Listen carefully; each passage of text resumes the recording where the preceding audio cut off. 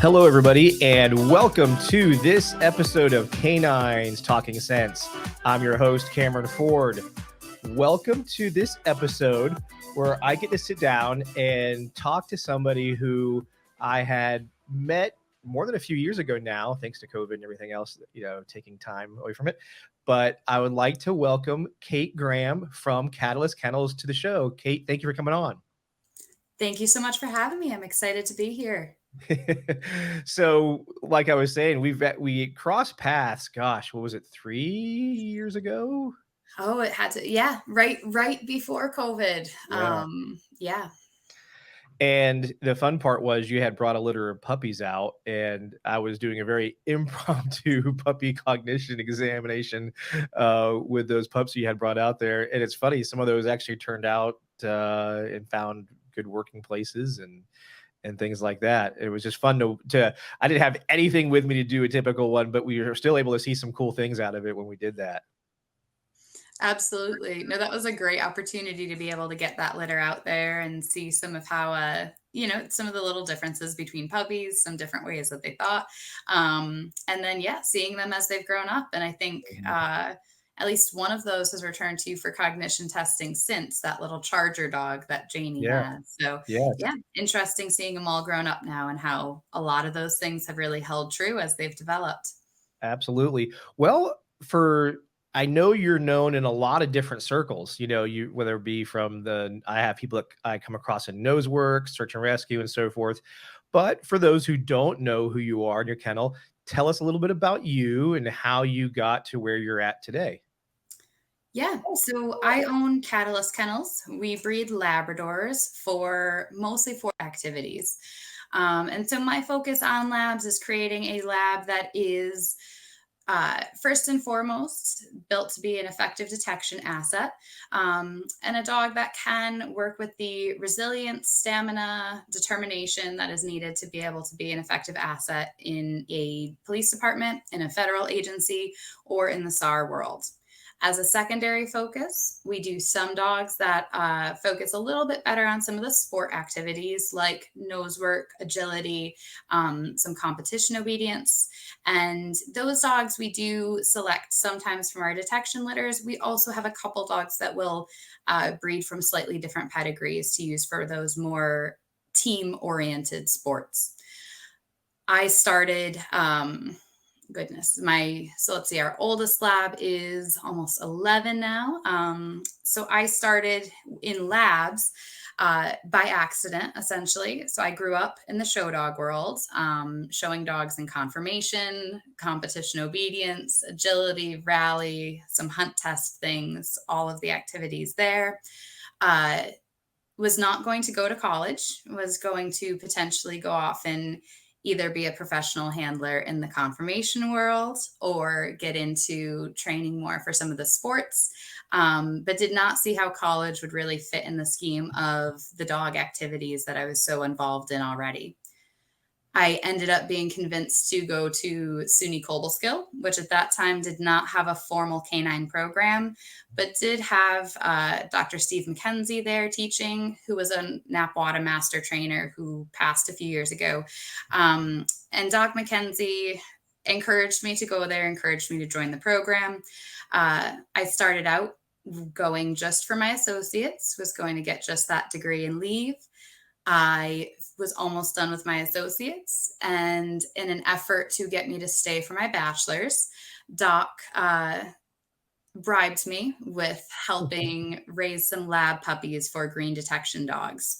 So we went out, bought 2 labs from a breeder that does mostly field trial dogs, and he walked me through his experience and his ideas on raising a green dog, and we raised those 2 as green dogs. One was vended to Shallow Creek. One ended up going private sector explosives with a private firm. And one actually just passed. The other one is still actively working into her senior years today.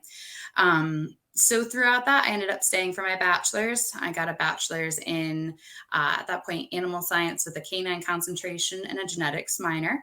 And then went on to teach at Cobleskill for a little while. So stayed there, taught within their animal science and their canine program. And that was really my formal education into that. Throughout the entire time I was at Cobleskill, Doc and I continued to buy labs and start labs for detection purposes and starting them as green dogs to be sold to agencies. Upon leaving Cobleskill, I was with Guiding Eyes for the Blind for a brief period, then went and worked private sector within a canine reproductive hospital, and worked through managing the repro sector of that private industry there. And then on to another service dog school that really had some really great resources to be able to throw into their breeding program and their canine management program.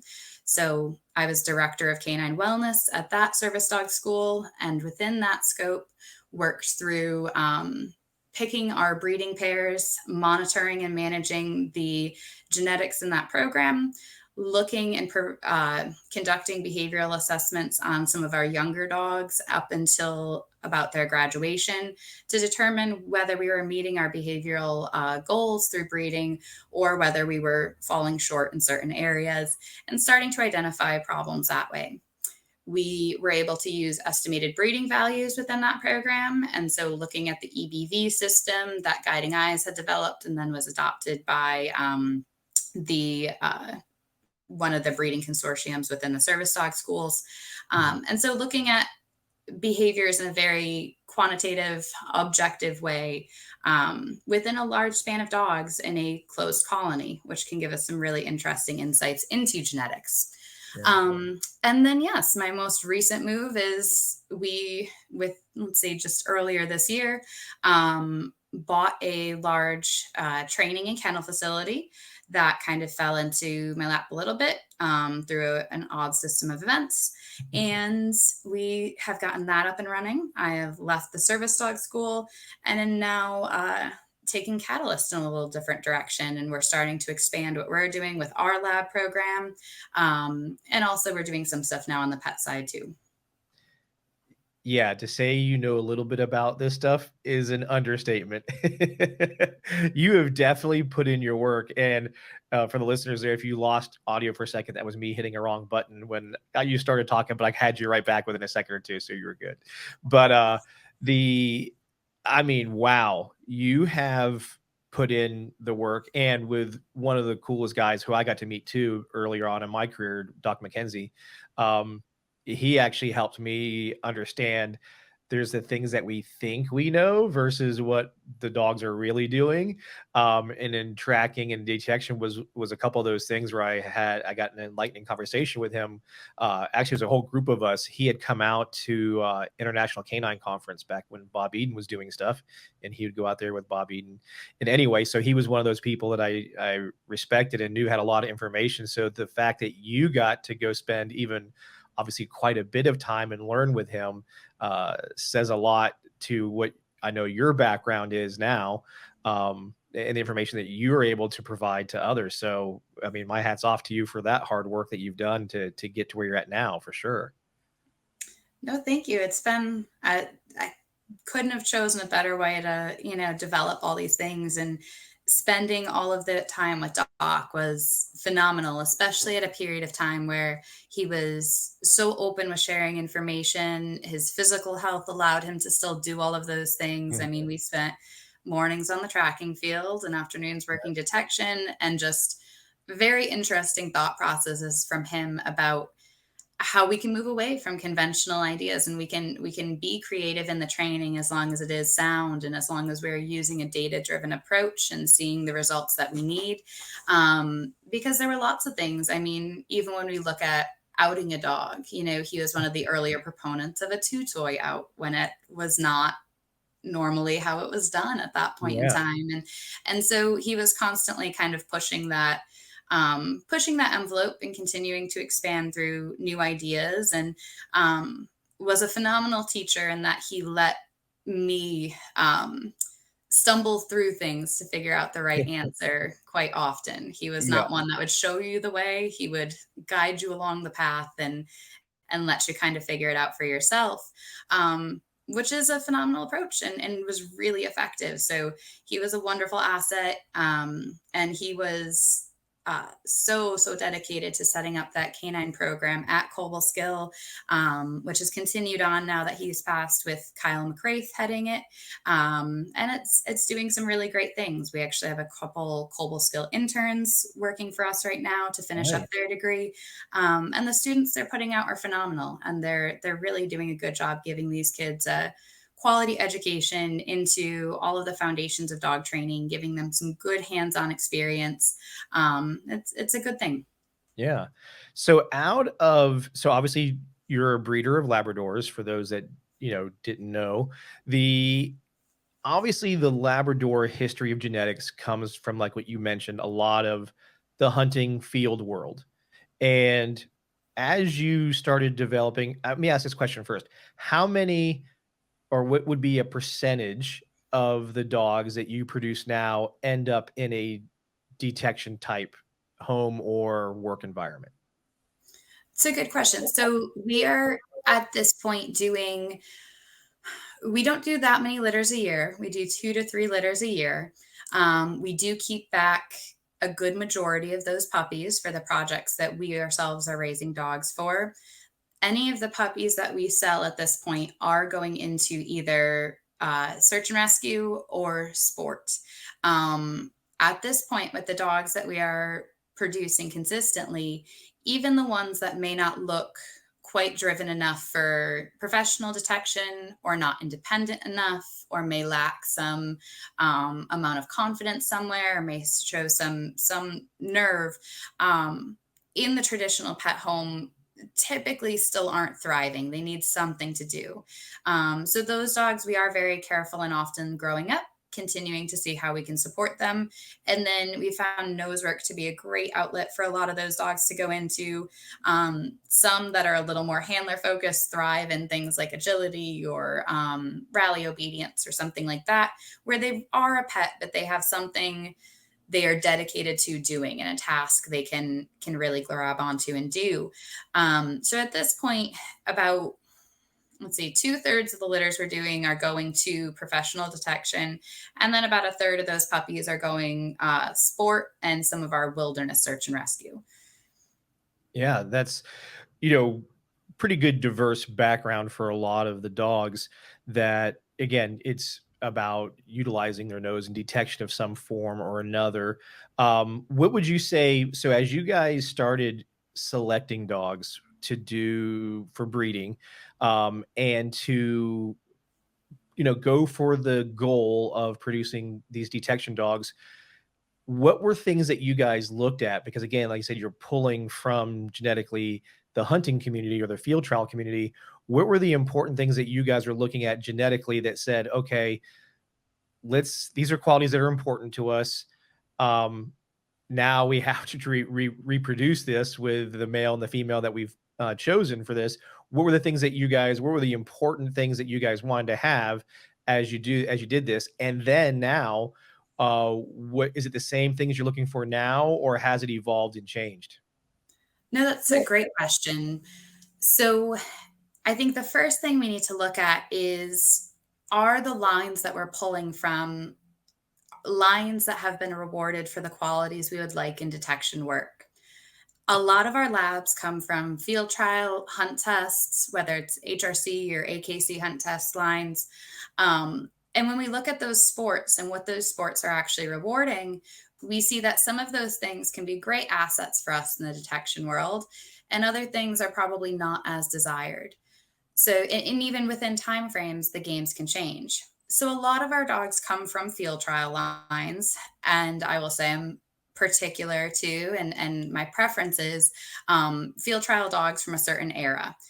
And the reason being that as anything evolves, any sport, Mhm. things are going to get more competitive. The game is going to change with some trends, and it will ebb and flow into ways that whatever judges are rewarding, currently, or whatever the pro trainers are really doing well with, the sport will continue to push a little further and further.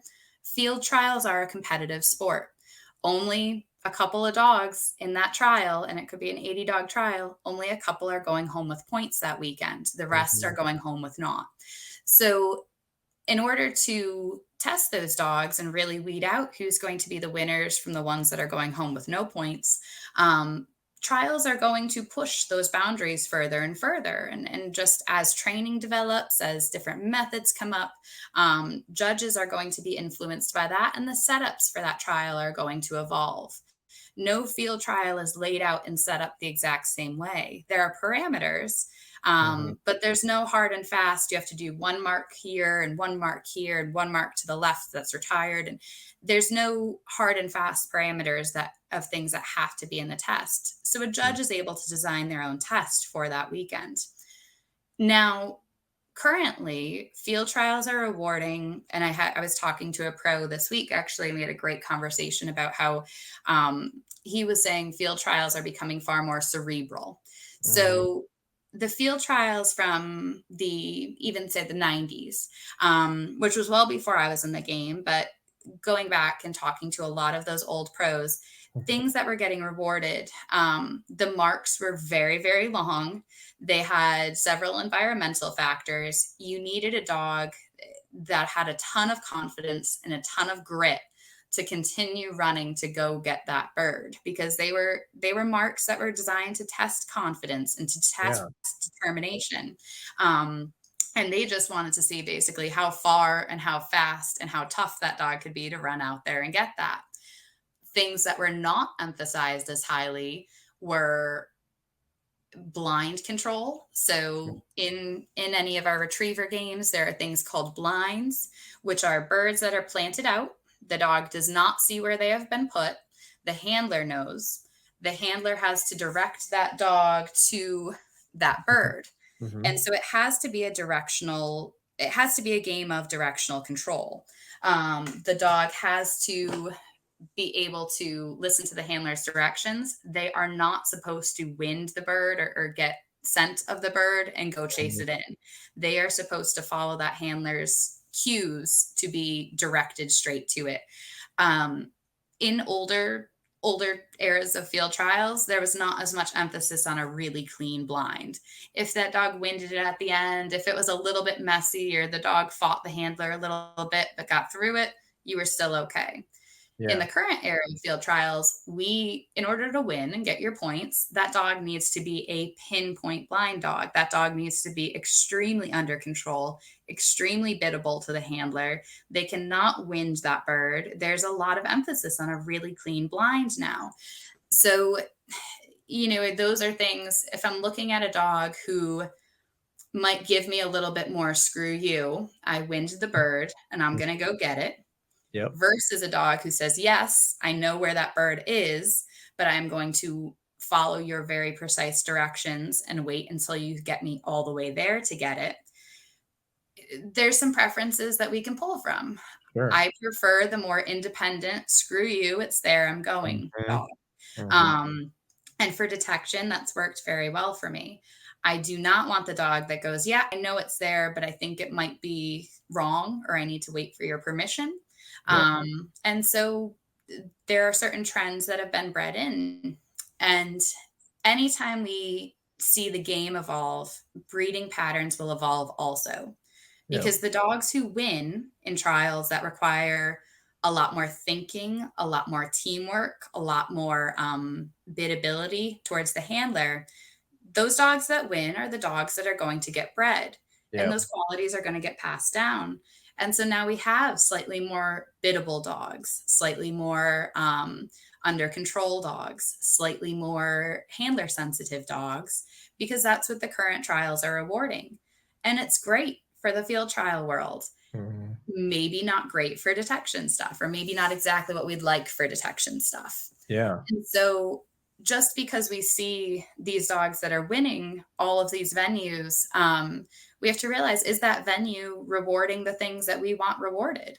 Another example we see in retriever trials quite a bit is line manners and noise. Again, current trials are not going to reward a dog who is breaking on the line or being excessively noisy or having quite a bit of movement on that line. They want a very steady dog who has a Mhm. lot of impulse control. Um, Quite honestly, I don't care quite as much in the detection world if that dog is the dog bouncing up and down, getting ready to go, or has some more pre-work arousal. Mhm. That's fine for me. But, in a trial, that's not going to get rewarded. Then those dogs don't win, Yeah. and those dogs don't get put up at stud, and those dogs don't get bred. Um, so again, I think just as we look through, we do look for, I'm not looking for what titles the dog has earned. I'm not necessarily looking at how successful they are in the game currently. I Mhm. want to see, what does that dog bring to the table? Does it have the work ethic I need? Does it have that monstrous amount of motivation? Is it handler resilient? Can Mhm. that dog, work despite the handler, or is it working because of the handler support? And yeah, I like a dog that's more independent. That's just my preference with the labs. Yeah, you're bringing up a lot of points that overlay with other programs I've talked to. So, like in the sport world of Schutzen IGP, in some of the ring sports, where they've changed due to a number of different reasons. So, therefore, the things that are looked at by a judge and desired for breeding have really changed the breed as a whole. And for a lot of that independent working kind of ability, that gets bred away, like you mentioned, in the retriever world because of things like you just said. In the retriever world, they wanted that bitability, they wanted that collaboration between human and dog, the ability just to do what I say, be more robotic, versus what we both know is detection needs is a dog who's independent, who, obviously we want some collaboration with us, but we don't want it to be so much collaboration that the dog just doesn't know what, like, I'm going to just do what you tell me to do versus being willing to get out there and just go do the work. And it's tough because right now the genetic pool for, let's just say, the world of detection isn't, I mean, it's there, but it's not big enough, and most of us don't know because the standard isn't detection. The standard is all those things we've mentioned, whether it be the show world, the sport world, the retriever world, or sorry, the field trial world. All of those things are the parts that are where the money's at, right? So, we have to go with, or we have to kind of weed through those things that, okay, yeah, that scored really well, but it's not exactly the qualities of and purpose that I want in the dog. But that one that scored, you know, fifth, sixth, whatever it is, hey, I want to go breed with your dog. And of course, a lot of those breeders won't breed because in some cases they feel the dog wasn't worthy enough. So that's another important point that we have to consider. So, um, you know, I guess so that where I want to take the conversation, I guess, a little bit is obviously the United States has said, okay, yes, we need dogs for protection of the homeland, and detection is that one of those concepts. And AKC and the US government got together and created the Patriot or Puppy to Patriot program. And even that has had its own layers of difficulty and struggles quite a bit because of, well, what are we breeding for? And then there's all the different opinions, and then there's the different breeds within all of that too. And as I've traveled around and got to be around breeders on the pointing side, breeders on the Labrador side, and spaniels weren't really in the mix too much, thank God, because I get to go tap into those all the time now, and they haven't been screwed with in that sense. But how, obviously, you have a big clientele or contingency of people who want detection dogs. How do you see moving forward uh, that we start breeding for detection and we start breeding for the things that we need versus trying to pull from the things that we from organizations and programs that aren't the things that we need, but we look at and go, well, that one could work, that one could work, and then we kind of hope for the best when we breed these dogs together, versus going, hey, we are pulling straight from the programs that are doing exactly what we need. What's the roadmap there, and what are the problems with that, or the positives? I think it's going to be a long road. Right now, at least within labs, we do have there are some phenomenal working labs that have been in detection for quite a while. What we run into from a breeding perspective with those dogs is a lot of those dogs are coming from, and not that they're bad, but just random breeders of maybe just meat dogs, hunting dogs, or a random field trial litter, or a random, not even purpose bred litter. And that one dog becomes a phenomenal detection dog. And so we can look at breeding to that dog because phenotypically that dog is showing all of the things that we want.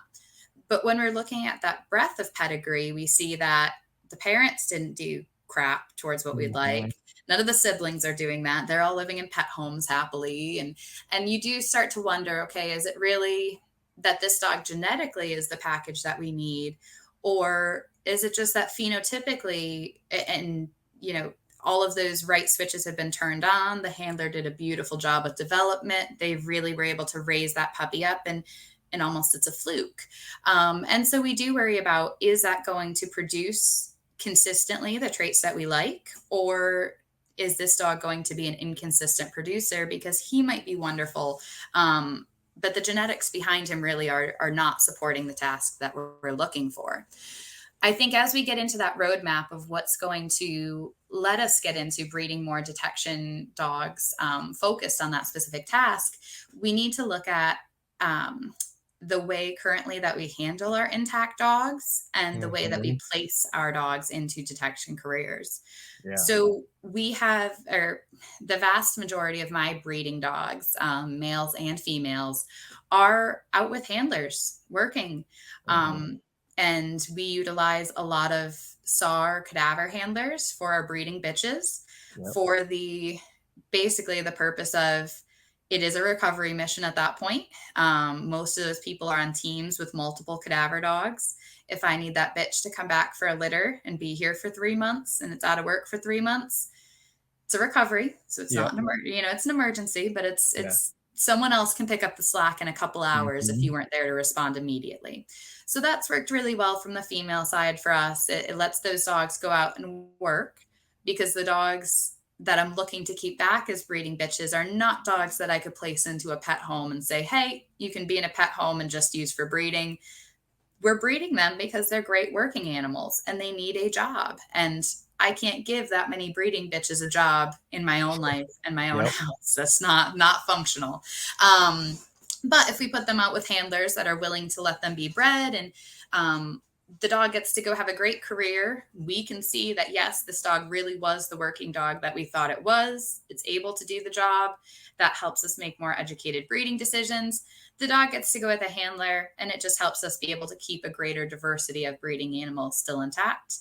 From the male perspective, and I think we're starting to see this movement, trying to keep those really nice male labs that we send out intact and either on breeding agreements with the agency, or most of them that we're vending, even as green dogs, we're selling around a year, run those health clearances, freeze them, then neuter them. At least we have that frozen to be able to start collecting and creating some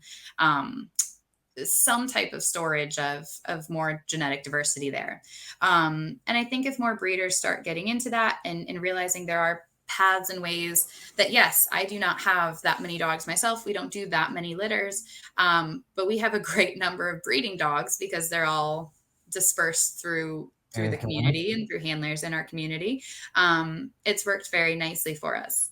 I think moving forward, to be able to do this on a larger scale, we need to be able to have consistent goals that we're working on. And I think that is, again, getting there. Everyone's idea of a police dog is quite different and can be quite different. And we still, at least in the lab world, are dealing with a good amount of service dog washouts that get donated for very low prices to agencies. Or we get a good amount of donated dogs still within lab, someone that has a lab litter, and so they donate a few to the agency down the street or to someone else, and it happens pretty frequently in that world. To move forward genetically, we need to start to hold these dogs to a higher standard. I hate hearing in an academy class, oh, the lab's coming out and they have to change the whole setup and they have to do everything different no, it shouldn't have to be that way. The lab should be able to work just as hard with just as much motivation and the same amount of pressure as that pointy-eared dog is. There shouldn't need to be a whole change. So if we start holding these dogs to a higher standard, if we start having a more consistent opinion of what a working dog should be, I do think breeders will rise to that occasion. The demand is there. We just need to, more people. And you brought up one of the biggest points that's the issue, which is the fact that agencies are told, or the handlers are told by the agency, they're not allowed to breed the dog, because there's whole fear of making money off of the puppies and what do we do and this, that, and the other, versus we need these, especially these really good, talented dogs, to recontribute back to the population. So that way we have more dogs available to us for the future and not be so reliant on either overseas. And that was the whole, of course, reason why the Puppy to Patriot program started to exist was, obviously the US government was like, why do we keep going overseas to get these dogs, and so on and so forth. And okay, why can't we create a breeding program over here that can mimic those things? And of course, as we've all seen, easier said than done. However, if we have individuals like you and others around that already know, let's say, this particular male or female, and say, okay, now that this dog has proven itself within its career field, we need to breed this dog back into the system and have some diversity within this. So it's like even the breeders working together, because as we both know, there's certain types and bloodlines that breeders will go on, but sometimes having that diversity is really helpful to, one, prevent problems, or two, breed a problem potentially out of a line. And what's frustrating for me sometimes, and I know for you, is, why does it have to be so hard? This is not like a rocket science context here. We should be able to pull this off. Now, it sounded like, I think one of the ways that you worked around that was when you provided a dog to an agency, you guys have like a breeding agreement. Is that correct for some of the ones that you've done? Yep. So we've got quite a few males out on breeding agreements. So the females are typically the harder part, because if they're going to be bred, that's going to be a few months off of the job. So we don't usually have females out with either law enforcement agencies, and definitely not on the federal side, because we need that dog to come back to us for a few months.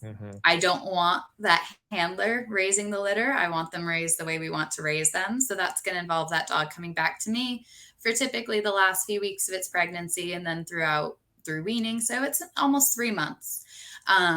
Working on the cadaver side of that within the volunteer organizations or volunteer SAR handlers has worked very nicely for us there. On the male side of it, working with agencies on breeding agreements, we've been fairly successful for, I think, a few different reasons. We are very upfront when we have an agency inquiring about a dog. We don't do very many, so we have a limited number of dogs that we can do for agencies. And typically we have agencies on our wait list for about a year prior. We do such a small number that unfortunately we cannot meet the demand really any quicker. Sure. So those agencies know going into this that if you'd like a dog from us, if it is a male, and if he's very nice, we would like to have the ability to breed him.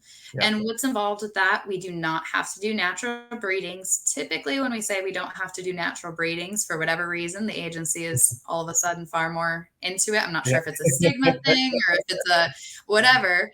But if they're fine with us doing collections and side-by-side AIs, then great. And we have the ability to do it here, which is nice too. But so we will work those males. We do keep them, the really nice ones we typically keep within a smaller geographic range, just so that we can have access to them. Or we will place them with agencies on the agreement that if we would like to use this male for breeding, this is the repro hospital you can go to. We pay all expenses. We do all of that, but you may have to take them every once in a while to this repro hospital. They will collect them, chill the semen down, and then ship it to us.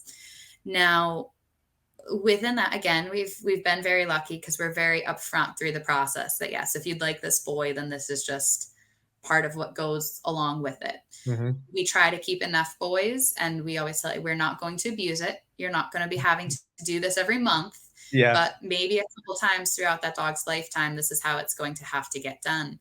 Um, the ones that are really, really nice, we will freeze before they leave. We can freeze a dog and get great quality semen if that dog's even 10 to 12 months old. And so even if that dog isn't proven in the working dog world yet, or maybe doesn't even have all its health clearances yet, I will spend the money to gamble and freeze that dog. Now, if it comes back with a funky health clearance at 2 years old, then fine. We throw away the semen and whatever, it's done. Yeah. But if that dog turns out to be a banger and is really, really nice, at least I know I have some part of him back. And we have the ability to get normal size litters most of the time with frozen semen now, with the way reproductive technology is working currently. So having the foresight to collect and freeze anything that we think is even, has the potential to be a really nice dog is important. And working within agencies, yes, not all of them are going to agree to being able to do some type of breeding thing. So then Yeah. freeze before they go. Yeah. Semen is owned as a semen is property. Yeah. And so if you collect and freeze that dog before you send it, you own the semen. The agency Yeah. has nothing. There's True. no, influence that they have over that semen that was collected and stored while it was with you. Yeah. And I mean, like you just said, it's important that we look at doing that more frequently through yourself and then the other breeders that are out there in the United States, just so we can keep, uh, you know, enough of the genetics here, especially of those really good dogs. Um, Now, with that said, how, what would you say is probably the biggest washout aspect that you guys deal with? Is it environmental? Is it motivation? Or is it medical? It's a good question. So from the medical front, we've been very lucky. We're very, very selective at looking at breadth of pedigree when we're selecting dogs. So not just those parents' health clearances, but the grandparents, the uncles, the aunts, the half siblings, all of that. The OFA database online has some really great features to be able to look at vertical pedigree and give us those statistics on what in that pedigree has been tested and what's come back successful. So we've been, knock on wood, quite lucky with medical and not having very many medical washouts. Biggest washout factor that we typically have, occasionally it's motivation. Mhm. Typically those dogs are going to, a lot of those dogs, I think, though, that we see are just a little slower to mature and do often mature with the right amount of motivation for breeding right. They might just take a little longer than we want to get there. Yeah. I think pressure, I would see, is our biggest watch out. And pressure isn't necessarily a factor as in the environment or thinking of slippery floors in and of itself, but the idea, a lot of times with labs, I think we see a dog who avoids situations that they feel to be uncomfortable. And a lot of times, I think that pressure with labs comes a little bit more from a social place than it Mhm. does necessarily the environment itself. So typically, when we're buying in, and even what we see sometimes with our own puppies, is more of a washout from social pressure. And I'm sure there's a better term or something to describe that, more so than it is the actual environment or the actual objects in the environment Mhm. itself. Yeah. No, and I would say from the buyer user end, it matches pretty close to what you're saying. The number one thing that gets the dogs washed out is an environmental aspect. The dog isn't strong enough due to, uh, a lot of times, yeah, I mean, I'm in Las Vegas, so we have crazy environments. So whether it be constant moving doors, escalators, um, people walking around in like robot costumes and weird things like that, fireworks every night because they're going to have that at the casino and so forth. And so things like that wash out a lot of dogs. Then the motivation and what I've seen lab specific is you'll have some labs that come out really hot. We're ready to go.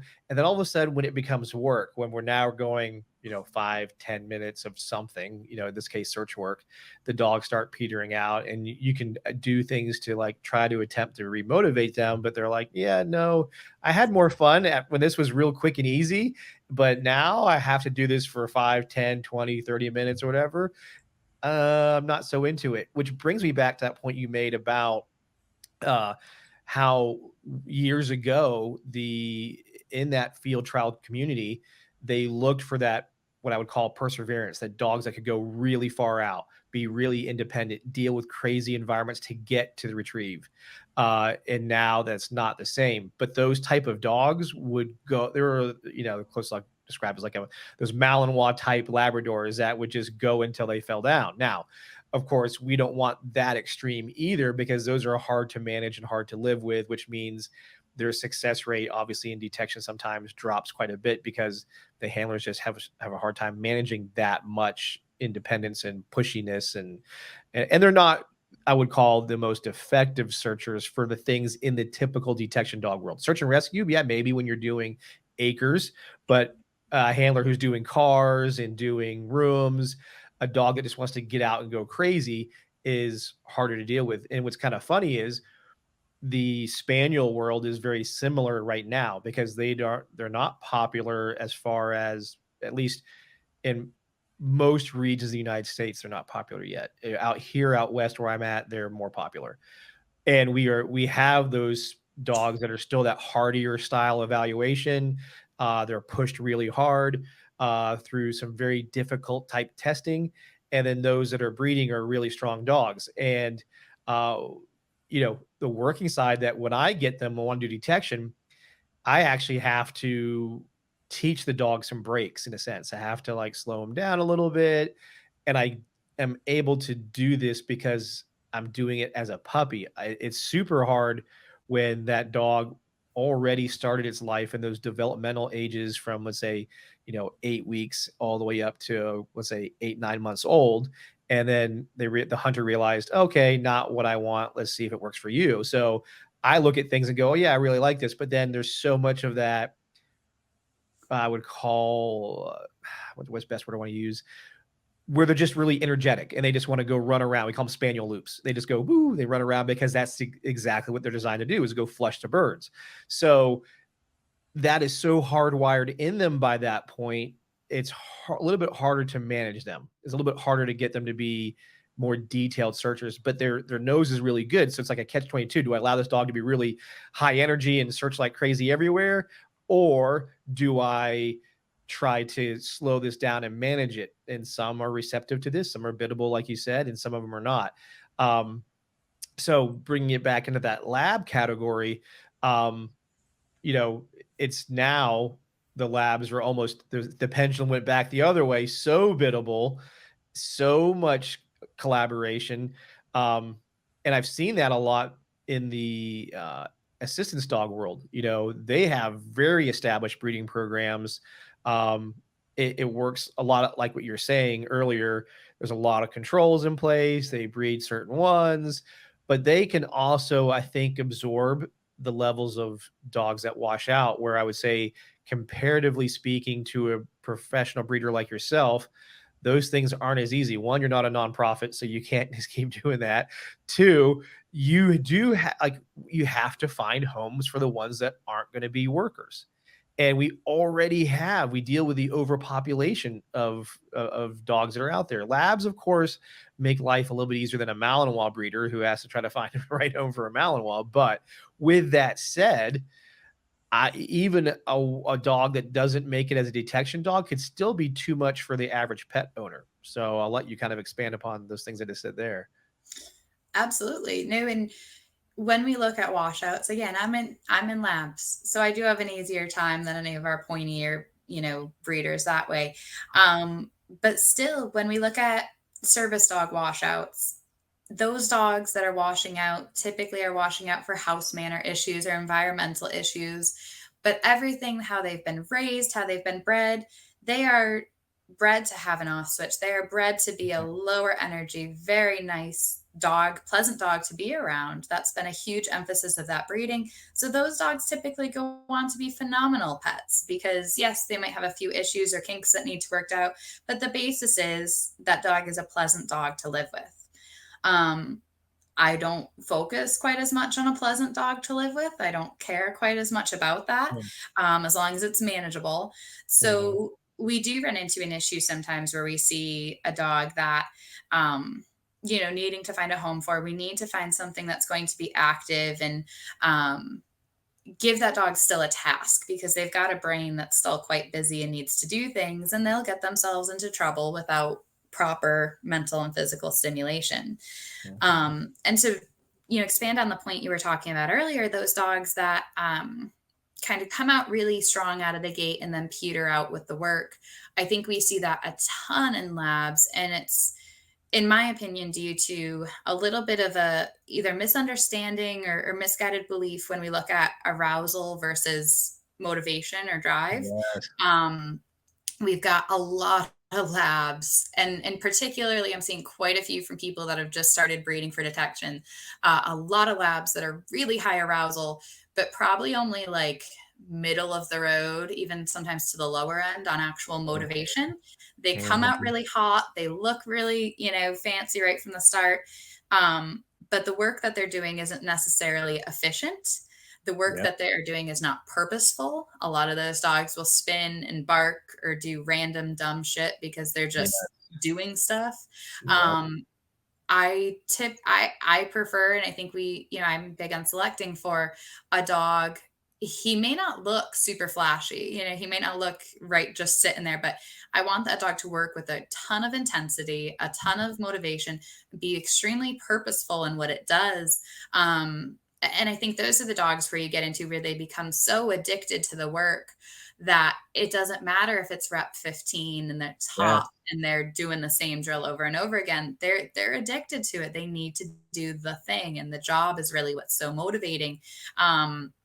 And again, in labs, we also need to make sure from that point that the reward has the proper value to them. We see some labs, and I think we see it more in the pointers, that are so motivated by the hunt that they get to that final reward item and they go, that's, let me just keep hunting. That's more motivating to me.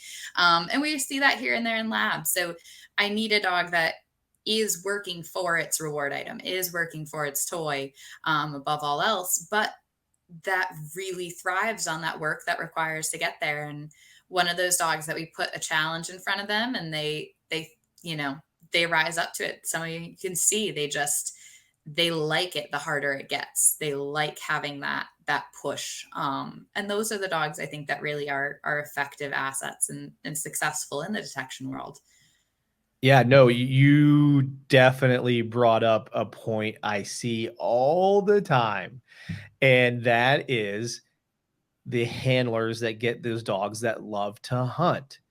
And it boggles their mind when they reward that dog plays for like 2 seconds with a toy and wants to go back to hunt again, or it just doesn't play super intently with that toy. So then they're like, what do I do with this? It just wants to go hunt. I'm like, it's not a bad problem to have. Number one, that it likes to do that.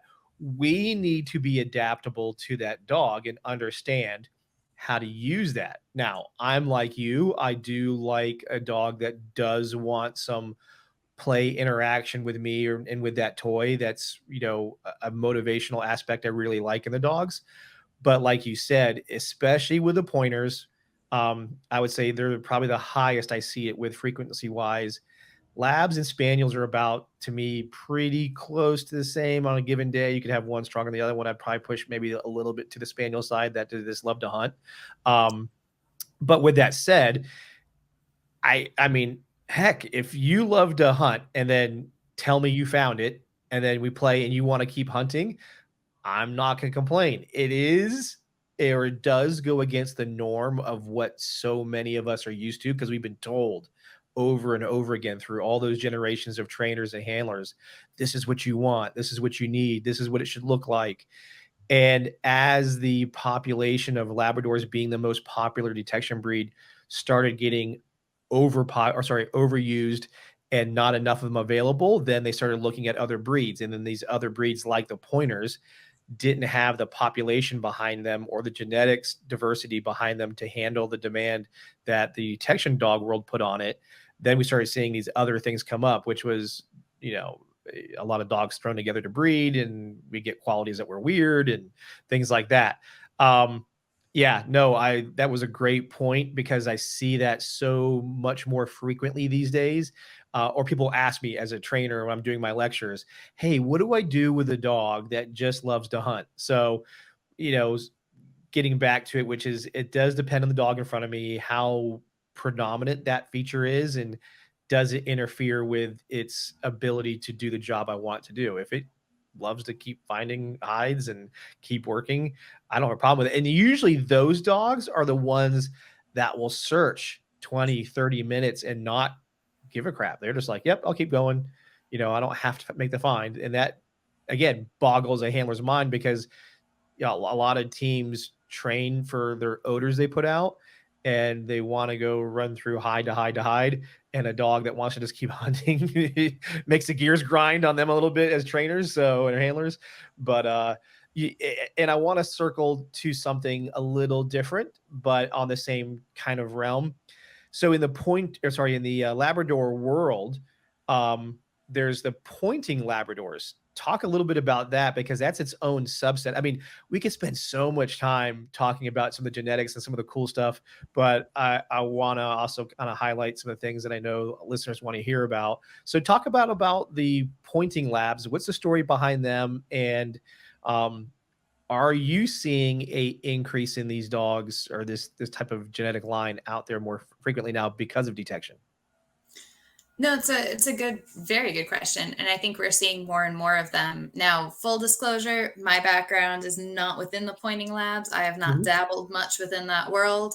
And so pointing labs and the genetics that behind it are definitely not my strong suit. But from the general overview, pointing labs have been by far and large more of what we would call our meat dogs for years. The dogs that are out with game hunters, out on preserves, out, with guides doing hunts for hire, that are just meant to go pick up all those birds and do whatever they're supposed to do. Now, pointing within labs is an interesting function, because we have a dog then essentially who is finding, Yeah. flushing, and retrieving the bird, which is a lovely thing.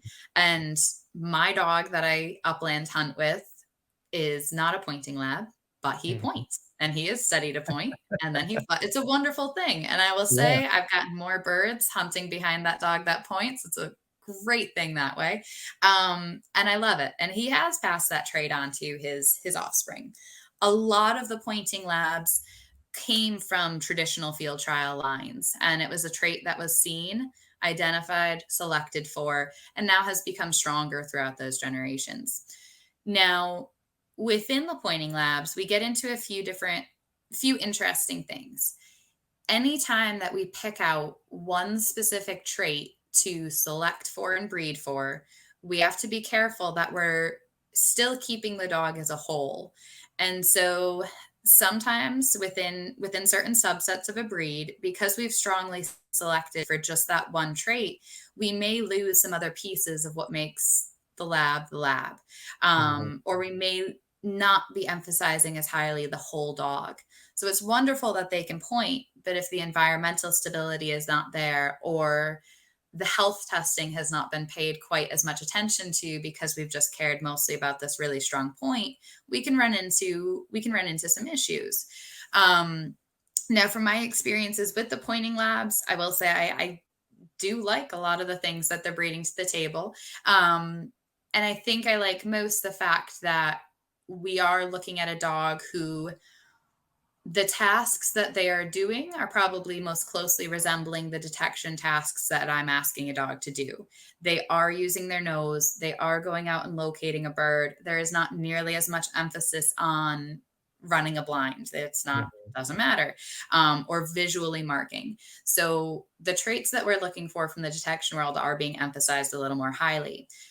Now, within the pointing subset, it's still, there's lots of a good amount of drama or dissension within the breed. There are some of the Mhm. hardcore field trial people who are really not fans of the pointing labs. Labs aren't supposed to point. That is not what the breed is.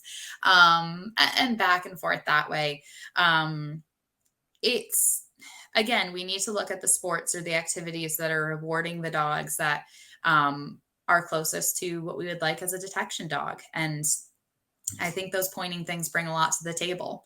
Now, that being said, again, we look at the whole dog. So, one thing that I see fairly commonly with pointing dogs is, the fact that they point is great. We just need to watch the dog work. Um, when we see some of them work, we go, okay, there is handler sensitivity there, or there is sensitivity to environmental factors. And sometimes I think, and at least in a couple of situations we've seen, dogs that are pointing as what started maybe as more of a suspicious response. And we've all seen the dog do that. It sees something novel or it sees something weird, it freezes up, it points. And there have been a few lines that I've seen that I think, okay, maybe that's a little bit more at play there. There is a good amount Mhm. of visual suspicion. And that dog is not necessarily pointing from a genetically hardwired or really confident place. They're kind of half-hearted pointing and freezing because they're just stopping because Yeah. something weird is in front of them. But within labs, I think we're getting to see more and more of them. Again, we can find them in our field trial lines. And a lot of those field trial dogs, if you put out in the field to hunt, there's a fair number that will point. Mhm. My boy is out of a well-known field trial sire who produced a lot of offspring. A lot of those all-elite kids do point. It's fairly common. They're not being bred specifically for it, but you put him in the field and he's on pheasants and that's what he will do. Great point about when we look at a characteristic that we really like, such as the pointing, um, and we get so focused on that, we miss or we may create a another issue that was a byproduct, that we're like, we got, "Oh, I love the pointing," and then we totally ignored what the, other things that started coming up as. So, when we do these, selective breeding traits, we have to be really careful about what we might miss when we do that. So, great point for people to consider, because sometimes we get really into that whatever that quality is, we start breeding for that quality like crazy, and then next thing you know, wait, where did this thing come from? And then the other point you brought up, which was awesome, was the aspect of um, that suspicious behavior was what was missed, but that was why the dog pointed. Because so many times, like you said, dogs will kind of lock up on something and they're a little not confident, comfortable or confident. And then it's misread as, oh, look, it's pointing in this case. And it was not really that way. And then all of a sudden that's get reinforced. So the dog goes, oh, okay, this non-confident behavior does get me reinforcement, so I'll keep doing this. And the next thing you know, we bred this other quality in there. So that ties back to that first point you said about getting highly focused on the breeding of a certain quality and not really looking globally at what we're doing. So the I mean, like I said, there's so many I could just keep going, but I know listeners also want to hear, now that you have the puppies, what are give us some of the steps. Let's go from birth to week 3. What are important things that you do from birth to week 3? Yep. So we do, and again, at birth to week 2, puppies cannot see, they cannot hear. So we've got a few senses that we can work with, but we're aware they cannot see, they cannot hear, they cannot regulate their own temperature. So at that point, they're really tactile little beings who are dependent on mom for food, nutrition, everything in life. And so, starting at that end of week 2, puppies start to open their eyes. They start to be able to hear noises, and so we start opening up a whole new part of life to them. So, what we do during those very beginning weeks, we do early neurologic stimulation. We do early the early, what is it called now? Early scent stimulation, or there was another word for it too. Basically exposing them to different scents during those first 14 days. Mhm. So that is a passive activity at that point. The puppies really aren't doing much for or against it. Yep. We are just working through those little neurologic exercises for them. We have played around with not doing it with some litters, doing it with other litters. Do we really see a difference? I'm not sure. Nothing confirmed, but it's one of those things that we feel, okay, at least it doesn't hurt. So whether it's helping or not, so be it, but it shouldn't hurt anything. During that age, though, we are starting to set up easy little pieces of stressors, environmentally and physically in their life. So starting around day 3, when they're moving around the box pretty well, they're able to kind of crawl around. We do add different surfaces to the floor of that box. So we often go to Lowe's or Home Depot and raid the tile section and all the sample floor section, and we'll get a piece of, slippery metal, or a piece of tile with weird nubs in it, or something like that. And we put various things along through the whelping box just to get those puppies from that very early age used to different things under their feet and different textures under their toes. Um, and then starting about the end of week 2 and getting into week 3, when typically puppies are quite, or at least our puppies are usually up on their feet, they're moving well, they're getting quite mobile at that point, we'll start setting up little bits of puzzles where we will have the mom be out of the whelping box for an hour or so. We know puppies are going to be hungry. We'll put her back in, but we'll put her back in at the opposite side of the puppies. In between them, we'll put something like a piece of tin foil, or the grippy shelf liner, Yep. just laying out across the middle of the whelping box. And so they've just got a little easy challenge that those puppies have to go over in order to get to mom.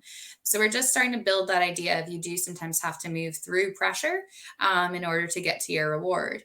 And so we start it really simple at that age. Then we start building it outside the whelping box. Again, when puppies are hungry, the biggest motivation they're going to have at that age is nursing, is to Yep. get to mom. That's really all that matters for them in life. And so we will start to set up little things where, okay, now she's outside the whelping box. We move all the puppies outside the whelping box. And at first she might just be 2 feet away, and they just have to go through 2 feet of weird new room they're in to get to her. And then she's 6 feet away. Now today they have to go and move that far away to get to her. Tomorrow she's behind kind of tucked behind somewhere, behind a nook. So they have to go out and use their nose a little bit to find her, to get to her. And so we build upon those puzzles gradually as we wean them over the next period of weeks. We usually start we start feeding food around 3 weeks. We start weaning around that 5-week period. So between that 3 to 6 weeks there, we set up food puzzles. So we get into, okay, your food at first is just right there. You can grab it nice and easy. Now it's going to start to be where that food is now behind behind something. You just have to use your nose. You go right around the side of the table, fold it up, and hey, there it is. Now you might have to go around a barrier. Now you might have to climb up 2 steps to go up onto something to get it. But we can create those little puzzles that are just building the idea of persistence, resilience, moving through pressure, and starting to get the idea of working for your resources and working for the things that you need. Yeah, that's really important aspects. I mean, and when I get a puppy at 8 weeks, I build upon that and do, like you said, more weird things while they're hunting for the food, and successive approximation, starting off smaller, then getting bigger and more complicated, things like that. When you're in, like you said, between those stages, let's just say 5 to 8, right before you're probably going to be giving it to either a raiser or somebody who's actually buying the dog. What are the things, because I know you have the magic crystal ball that tells you exactly which ones are going to be great, which ones aren't. What are things that you look for in that age range, those 3 weeks right there, that help you go, this is one I think can do detection? I mean, I know we're going to be wrong a lot. And I had this great conversation actually between Ivan and Michael Ellis when they were having a conversation about it's never the one they typically think it's going to be. The one that was a standout puppy so often has turned out to be and then the one that was the real weak puppy, sometimes they're opinion from being years of breeders was so many of the great dogs kind of come from the one they're like, oh yeah, that one. I didn't really, it was like, I call it in the special operations community, they call it gray man, the one that was not the standout, the one that wasn't the worst. Do you see a similar thing for the Labrador puppies that you've been doing stuff with? Oh yes. And the project that's really highlighted that is, so we're part of the Domestic Breeding Consortium, which is a pilot program that's funded by DHS, organized by John Hopkins Applied Physics Lab. And so that Domestic Breeding Consortium has us keeping back the entire litter until a year old. And that is a super enlightening experience because Yeah. keeping back the whole litter means that we do not get to say, hey, I think this puppy really sucks right off the bat. We don't want to keep it Mhm. back. We have to. We have to keep all of them and raise all of them. And so we have absolutely seen, I mean, my last group we had go through one of the little puppies, we named him Stu, and Stewie was Stewie as a baby. He was just kind of there. He wasn't really anything. He was a comedian. He was funny, meh about toys, meh about work ethic things. Um, and he went on to be procured by TSA. He's phenomenal. He's turned into such a strong, motivated dog. Tons of grit, tons of resilience. He turned out so cool. I would not have sold him to a detection home seeing him as an 8-week-old puppy. No way. Yeah. And Lord help the family, the sport family we would have put him with. I mean, he's a ton of dog, but he didn't look that way at 8 weeks. And so I often do think we make mistakes in placements, and I know I have. And we've had dogs return for that point. You know, dogs have said, hey, this should be able to be a great little sport dog, not going to be enough for the detection world, whatever. And then they come back, usually 8 to 12 months old, and they're like, this is not, we can't do this in the house. And we say, okay, yeah. Mhm. Hey, they've often gone on to have really cool careers doing other things. But some of those, you know, we call them sleeper puppies. Like they just look pretty chill, just kind of there. But a little bit of maturity kicks in and all of a sudden it's all there. And I think on the opposite side of it, sometimes the ones that are really, really strong looking in the litter, really motivated, or really just generally really flashy within the litter, often we'll see higher drive, higher reactivity with Mhm. labs that are like that. And so that puppy that might have looked so flashy in the litter as 8 weeks, turns out that it's, yes, it's got plenty of drive and motivation, but there's also a good amount of either visual reactivity or some other factors that we need to work through with that dog because he's paying attention and he has very big emotions about everything. Mhm. So puppy testing wise, it can be a little bit of a crapshoot. And I know we make decisions wrong all the time from that. We do the best we can. We try to look for trends. I'm not a big person to do singular puppy tests. We do look at the trends over those last 3 weeks. We have kind of a red, yellow, green scoring system. So every time they do something new, who are the puppies who score red? Who are the puppies who score yellow? Who are the puppies who score green? And it's just that general, they didn't want anything to do with it. They kind of did it or they jumped right into it. And we keep those trends for about 3 weeks and look at, you know, as those puppies mature, what are the correlations there? Are there some that consistently are red puppies? Then, hey, that's probably not going to make it as a detection Mhm. dog. We're going to try placing them elsewhere. And that served us pretty well. We've been able to do quite nicely placing within that. The ones that are consistently reactive to novel objects are the last one to approach or consistently nervous about things. Those dogs typically do great when they get with a singular handler who can build them up and support those factors, but they're not a dog that we'd be able to put into a professional working capacity. Yeah. How much, I know this is always the big debate, how much is nature and how much is nurture? And um, like you bringing up, we deal with or we're kind of guessing at certain points in that early stage. And all of a sudden, just through that proper development, we see very different things. And I'm going to add this to this question of that nature versus nurture. So many are super excited to start dogs really young on odor, but yet there's so much. different developmental things that are happening in a puppy in those early months. What's your opinion on that, and how, what should you be careful of? What should you watch for to navigate in those stages? Yeah, I think the biggest thing we see is that it's so easy to make a little thing a big thing. And I think handlers that are very motivated and very eager to get started with the puppy, they see the puppy look weird at a garbage can once. And so they go, "Oh my God, now garbage cans are a thing." And they do, and they train it in a behaviorally sound approach, and they are constantly working on progressive desensitization to garbage cans. They're getting it there. I've seen that cause more issues than not in most Yeah. cases. Those puppies now are, there's always these weird feelings attached to garbage cans. Whereas if we were just kind of like, that's weird, and we keep moving, Hmm. a lot of times it just goes away. And so, and it could be the other way too. We see puppies that do silly things when we start putting them on odor. If we start young and we harp on that, and we go, "Oh my God, this is a thing. We have to fix this little thing." Um, Whereas just let maturity fix it itself. Let development fix it. Let it just, resolve naturally.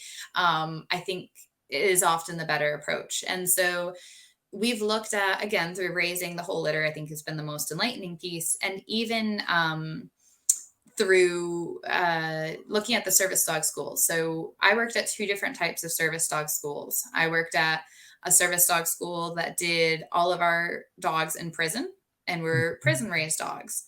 Hmm. Those dogs had a very controlled, very structured exposure to life. There was all of those dogs saw the same thing. All of those dogs got the same number of outings with volunteers to the same number of places. It was a very consistent raising system versus the traditional model where a family takes them, is raising them, and is exposing them to whatever that family has, and they go to classes with the instructor or whatever once a week. And what we are seeing is that the soundness um, of the dogs was often better with the dogs that were just with the family who knew nothing, weren't trying Yeah. too hard to expose the dog to any one thing or another, and just kind of were like going through life as if it's one big party. Those dogs were often far more behaviorally sound. We washed those dogs not nearly as much for environmental issues. We washed those dogs mostly for training issues, counter surfing or getting into the garbages or things, jumping, things like that, that were training problems, not necessarily environmental problems. The dogs from the prison schools rarely ever washed for training problems. Those dogs were meticulously trained, behaviorally were phenomenal. The easiest dog you could ask for to take out. They were wonderful that way. But we were failing them consistently for reactivity, for suspicion towards novel objects, noise Mhm. sensitivity, sensitivity towards fear of children, fear of other dogs, you name it. But those dogs were getting washed so much for environmental sensitivities. And the more we tried to emphasize and say, okay, we're seeing a lot get washed for fear of children, we're going to expose them to more children in this systematic way, honestly, the worse it got. Yeah. And I think it was because there was too much emphasis on making that thing a Yeah. thing. Flooded. Whereas the families who had no experience were just, they didn't pay attention necessarily when the puppy had a weird reaction, and they were going about their business as if nothing happened. So it's an interesting look to see how much, the raising styles, I think, can influence where dogs kind of fall apart.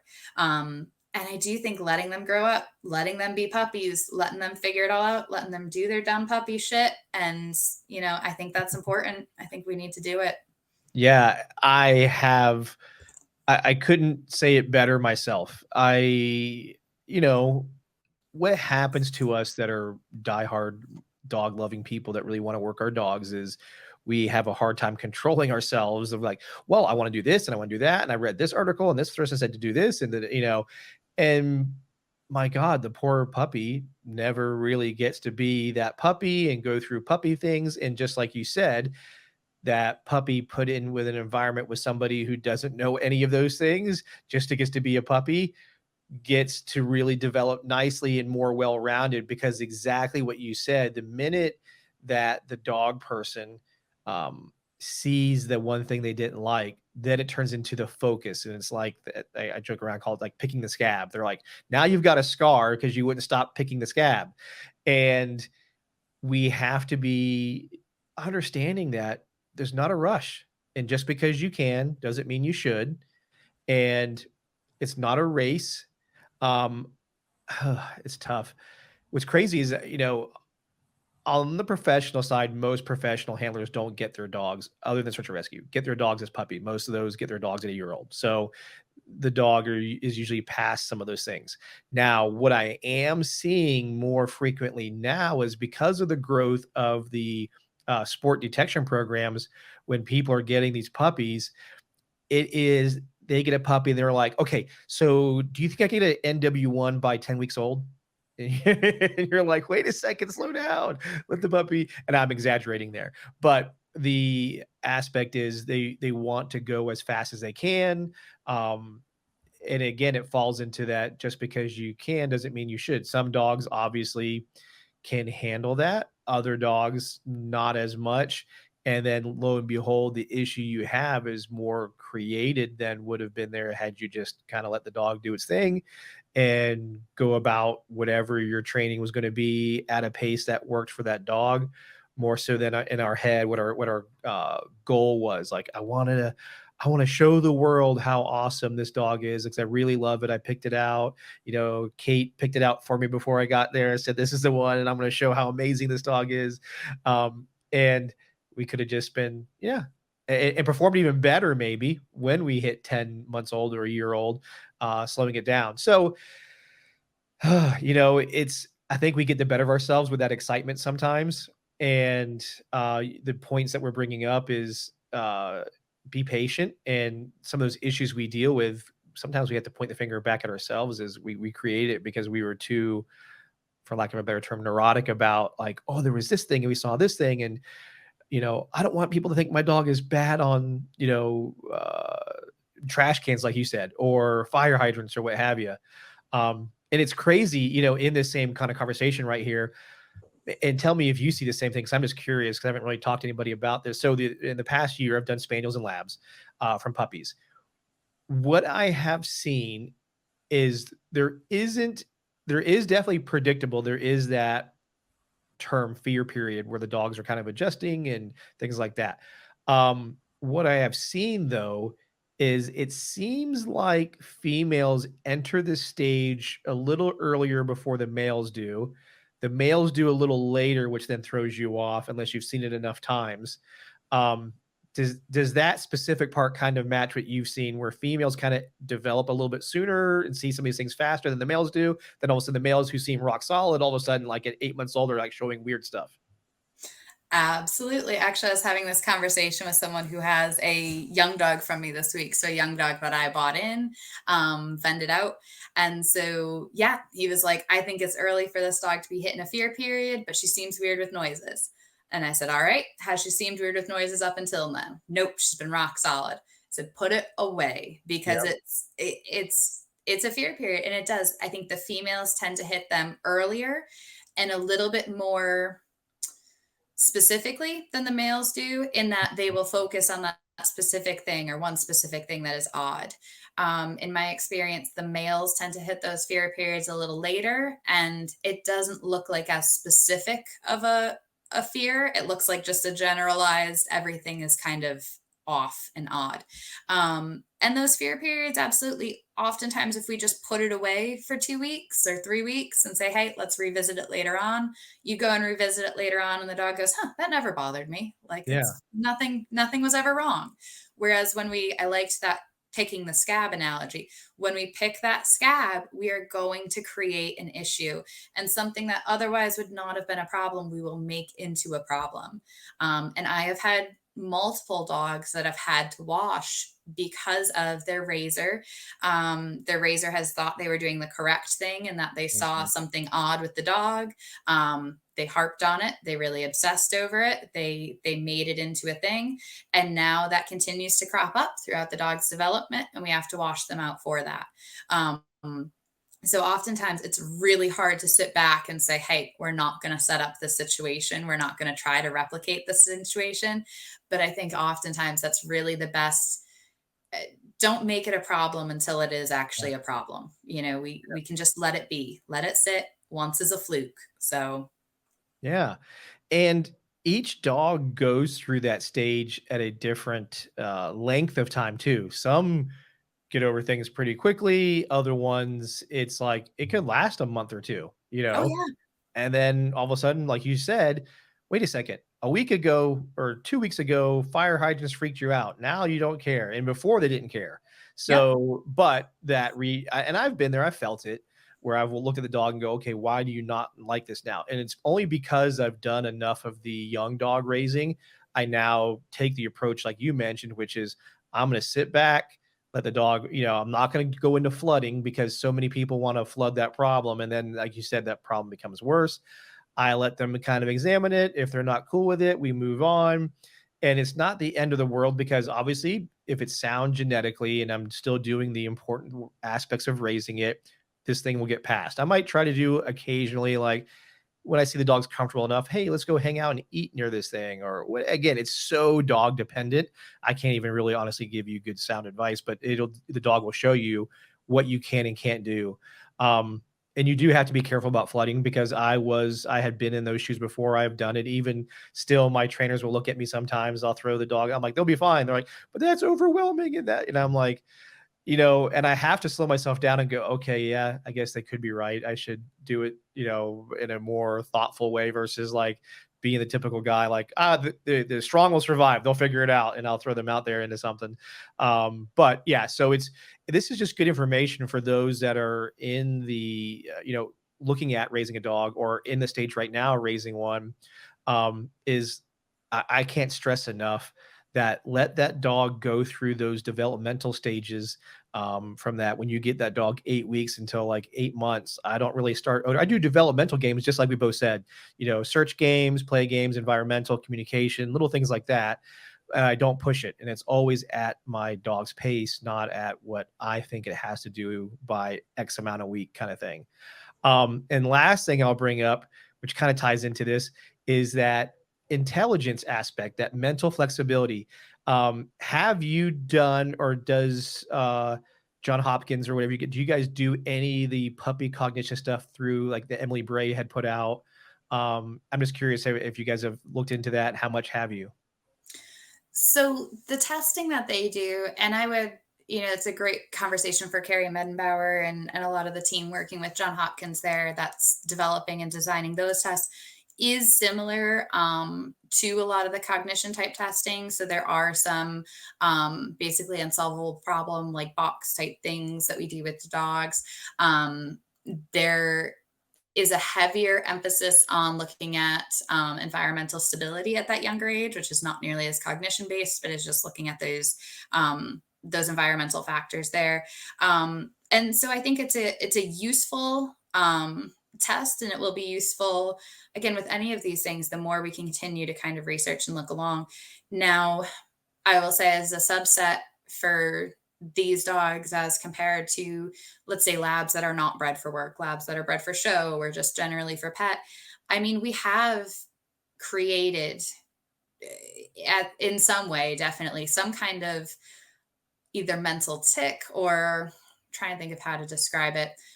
A normal dog will not be so devoted to an object, a ball or a tug or something like that, that they will physically hurt themselves to obtain it. That is not a normal, necessarily healthy characteristic of a sound, behaviorally sound dog to be that obsessed with an item.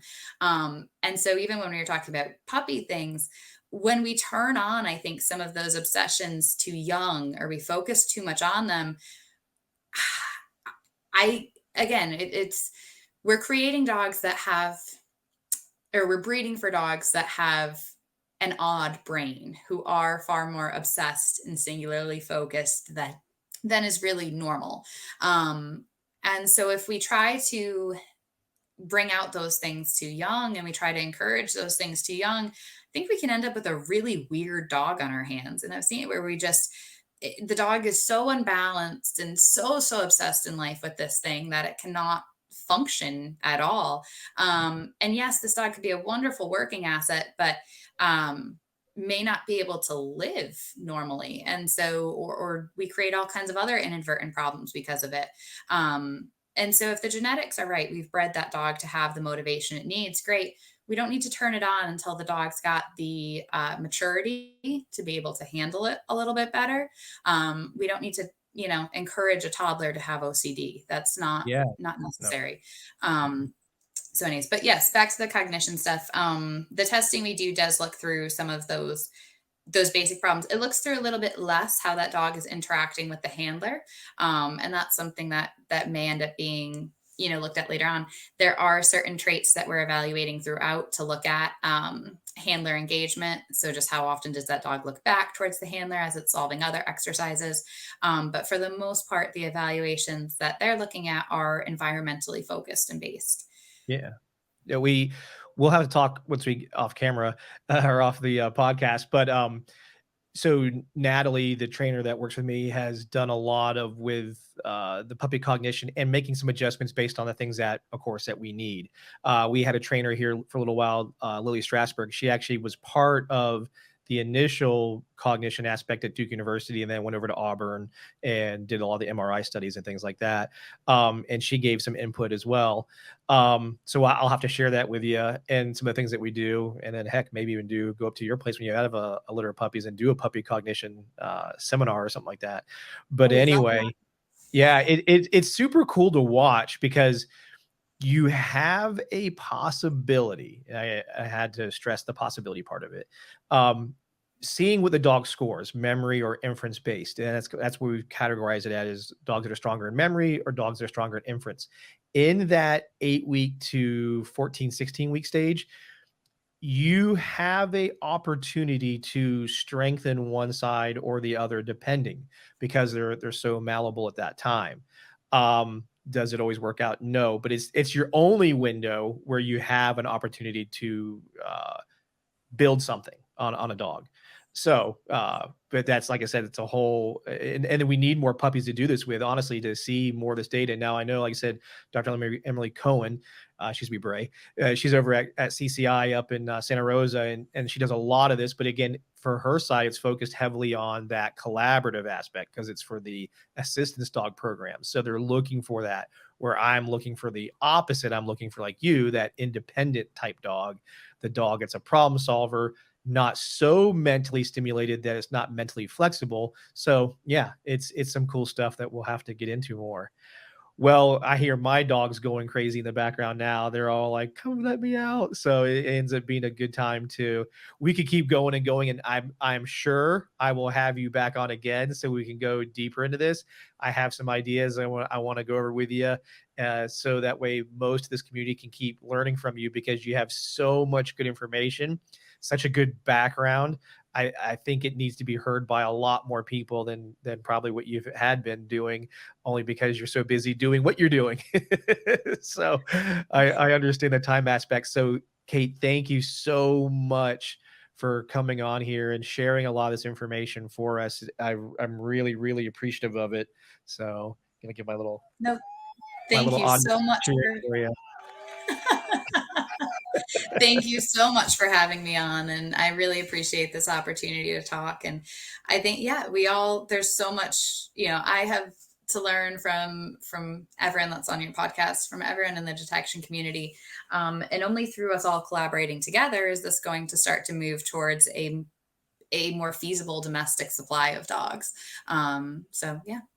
Absolutely. No, it's huge. And I think, like you said, you're putting in the good work out there to help make that goal more achievable. So I know I definitely appreciate it. And again, if people want to get a hold of you, I'll put your contact information in the show notes. If there's anything, like, do you want to share your website? Is there anything you want to have people to follow you? You can go ahead and tell us now what that is. Yep. So our website is katalystkennels.com. That's Katalyst with a K. Social, we're Katalyst_K9 on Instagram. Katalyst Kennels is the pet side on Facebook. Katalyst K9 is the working dog side of it on Facebook. maybe once we have a little more time, we'll get better on social, but time is a limited thing. Oh, yeah. Yes. Very limited. Well, everybody, thank you for watching and or listening to this podcast, Canines Talking Sense, where it's okay to be nosy.